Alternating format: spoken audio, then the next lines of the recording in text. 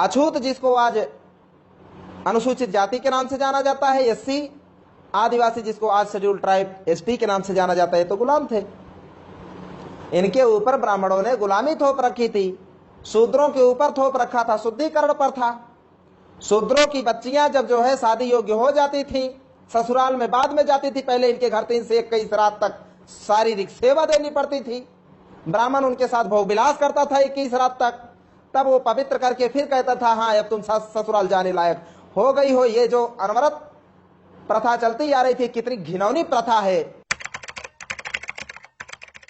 सन 1875 में स्वामी दयानंद सरस्वती ने एक किताब लिखा, हिंदू मुगलों द्वारा दी गई गाली है, ऐसा किताब में लिखा। उस किताब का नाम है सत्यार्थ प्रकाश। उन्होंने इसीलिए 1875 में आर्य समाज की स्थापना करी, हिंदू समाज की स्थापना नहीं करी, क्योंकि उनका संदेश था कि हिंदू मुगलों द्वारा दी हुई गाली है और ब्राह्मणों को यह शब्द मंजूर नहीं है। ब्राह्मण की अपनी एक अलग पहचान है जो हजारों साल से रही है। ब्राह्मण ब्राह्मण है अथवा ये अपने आप को आर्य कहता है, ये कभी भी हिंदू नहीं था। तो हुआ कब हुआ ये हिंदू, इसको समझने की आवश्यकता है। तो भारत के अंदर में जब मुगल आया इस देश के अंदर में, तो मुगलों ने यहां की प्रजा को,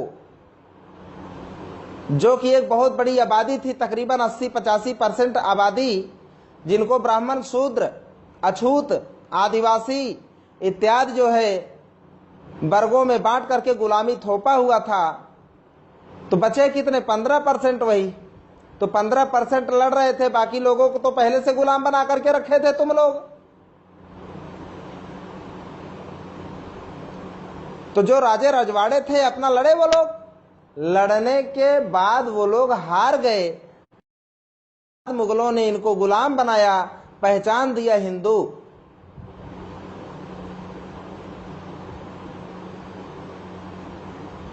ब्राह्मण इस शब्द को नकार देता है। नकारने की एक वजह है, मुगलों ने हिंदुओं के ऊपर एक कर लगाया, जजिया कर। ब्राह्मण तुरंत जो है उसकी प्रतिक्रिया देता है कि हम हिंदू नहीं हैं, हम हजारों साल पहले इस देश के अंदर में आक्रमण करके इस देश के लोगों को गुलाम बना करके रखा। हम लोग भी विदेशी लोग हैं, जैसे कि तुम हो, जैसे कि मुगल विदेशी है आक्रमणकारी, ऐसे हम भी हैं। इसलिए हम हिंदू नहीं हैं, अतः हम हिंदू के नाम पर कर नहीं देने वाले। बल्कि ब्राह्मणों ने मुगलों से समझौता करके 800 साल तक ब्राह्मणों ने भारत के अंदर में मुगलों को राजकाज करने में मदद किया और उसके साथ सत्ता की मलाई काटा। ये भारत के इतिहास की एक कड़वा सच है।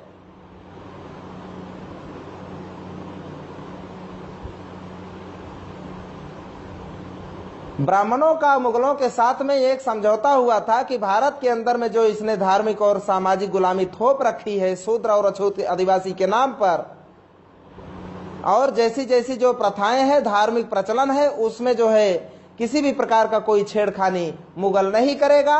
मुगल राज करता रहे, वो बादशाह बना रहेगा, हम उसको अपना बादशाह स्वीकार करते हैं। और मुगलों ने ब्राह्मणों को अपने राजकाज में हिस्सेदारी दिया।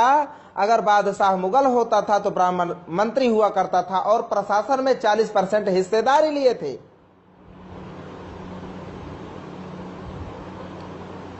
यही कारण है कि मुगल पीरियड में भारत के अंदर में जो शूद्र अछूत बनाए गए थे,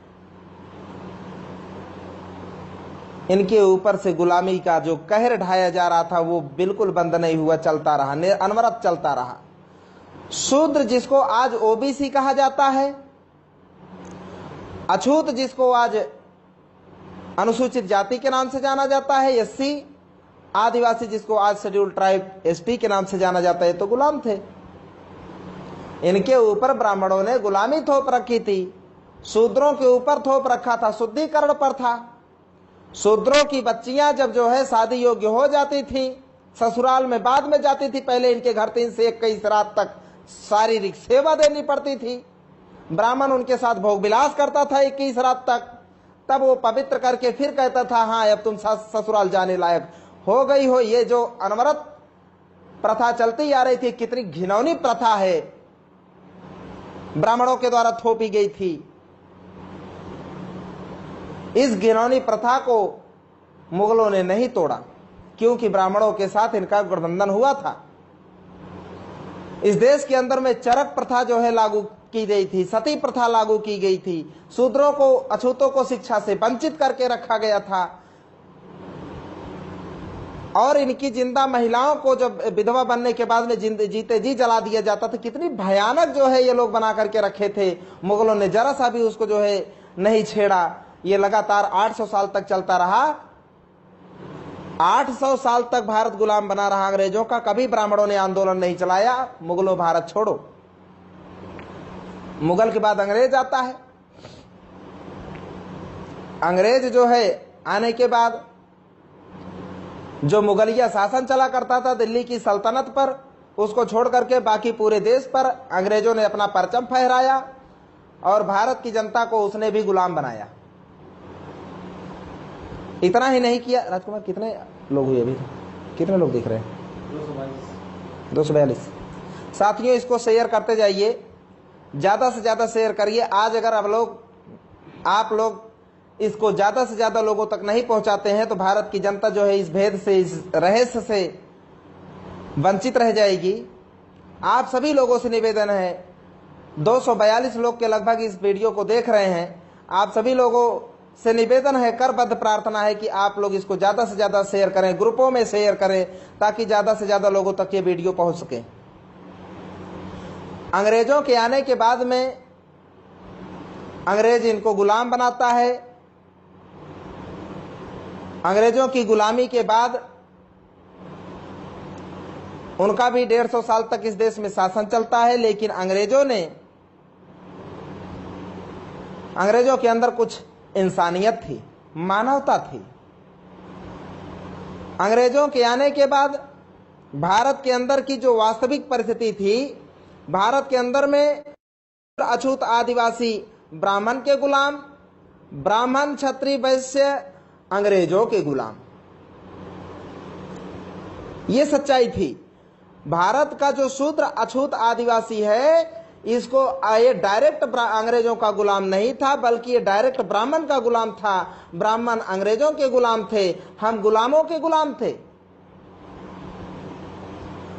लेकिन अंग्रेजों के अंदर मानवता होने के कारण उसने जो अपने गुलामों के लिए अर्थात ब्राह्मणों के लिए अधिकार दिया, वो ब्राह्मण के गुलाम यानी कि गुलामों के गुलामों को भी अर्थात हम लोगों को भी अंग्रेजों ने वही सारा हक अधिकार दिया जो कि ब्राह्मण क्षत्रिय को दिया।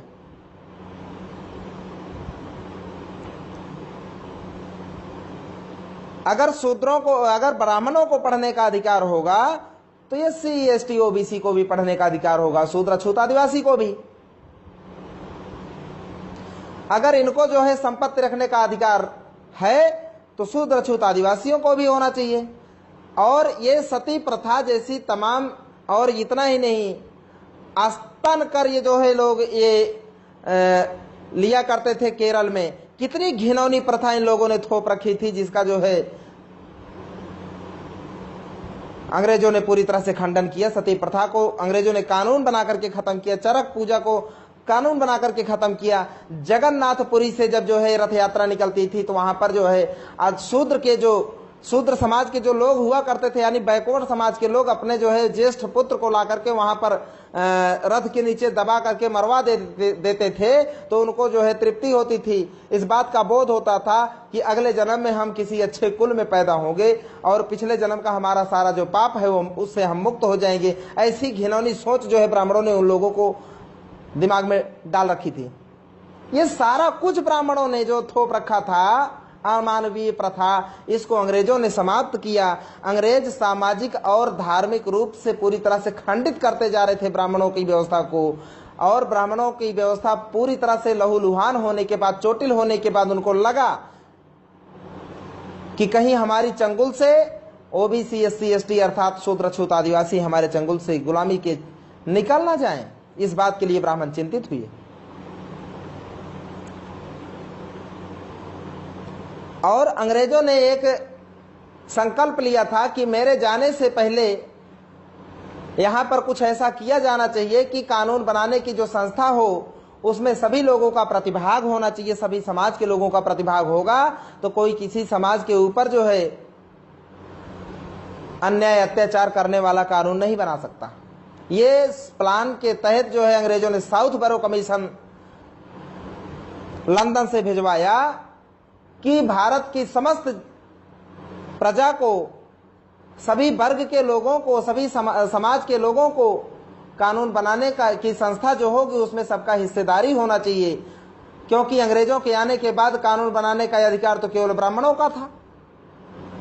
जब ब्राह्मणों का था तो ब्राह्मणों ने अपने आप को ईश्वर बना डाला, देवदूत बना डाला, और यहाँ की जो मूल प्रजा हुआ करती थी भारत की, इसको जो है इंसान से बदतर जिंदगी पे जीने को मजबूर कर दिया।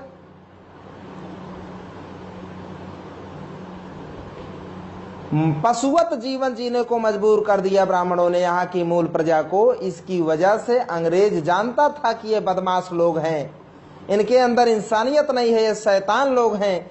मैं अर्थात अंग्रेज भारत को आज नहीं तो कल, कल नहीं तो परसों इस देश को छोड़ करके जाना होगा, लेकिन जाने से पहले इस देश को सभी लोगों को कानून बनाने का अधिकार दे करके जाएंगे।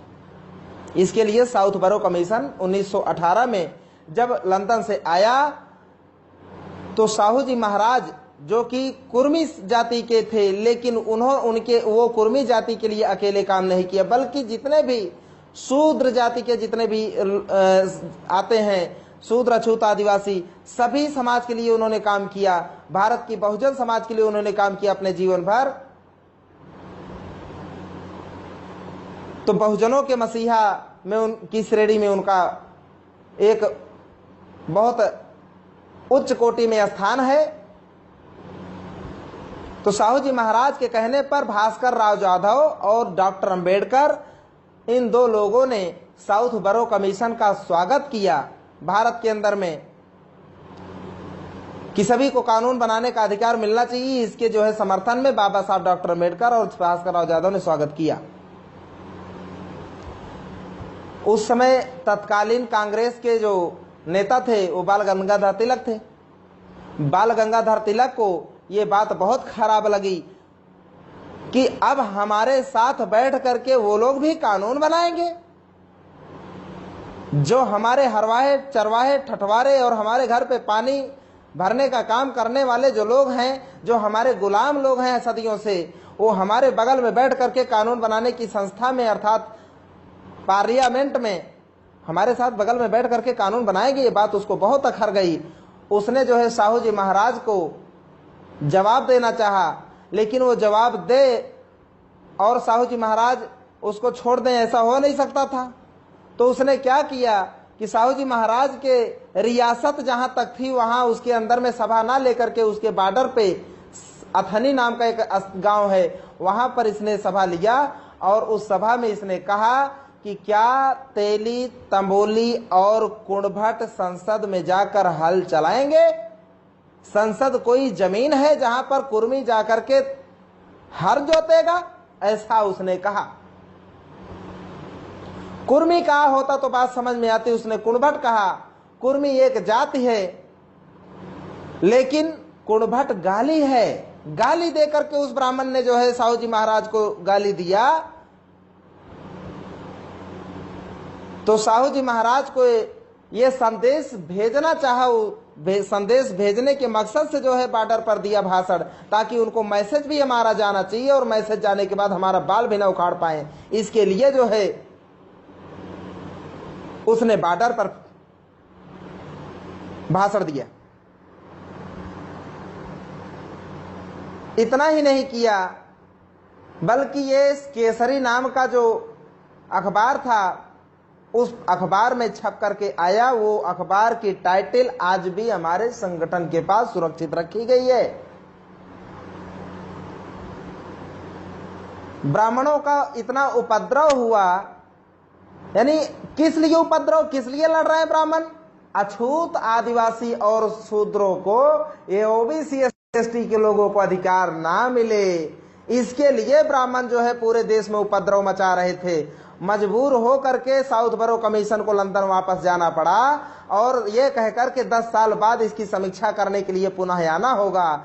10 साल के बाद 1927 में दोबारा आता है। उस आयोग का नाम था साइमन कमीशन। साइमन कमीशन के नाम से आयोग आया।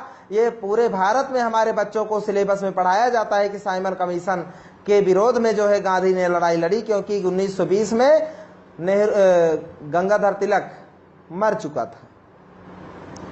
तो बाल गंगाधर तिलक मर चुका था। एक शैतान जाने के बाद दूसरा शैतान आ जाता है, मोहनदास करमचंद गांधी। अभी वो 1927 में जब दोबारा जो है इन शूद्रों अछूतों को कानून देने का अधिकार देने का कानून आयोग आया लंदन से, तो उसका प्रबल विरोध गांधी जी ने किया। Go back Simon go back के नारे लगाए। पूरे देश में इसने उपद्रव मचाया। इस बार जो है भारत के अंदर में साइमन कमीशन का स्वागत करने के लिए बाबा साहब डॉक्टर अम्बेडकर और ओबीसी से भास्कर राव जाधव और पंजाब के अंदर में सर छोटू राम, ये 3 लोगों ने इसका पूरे देश में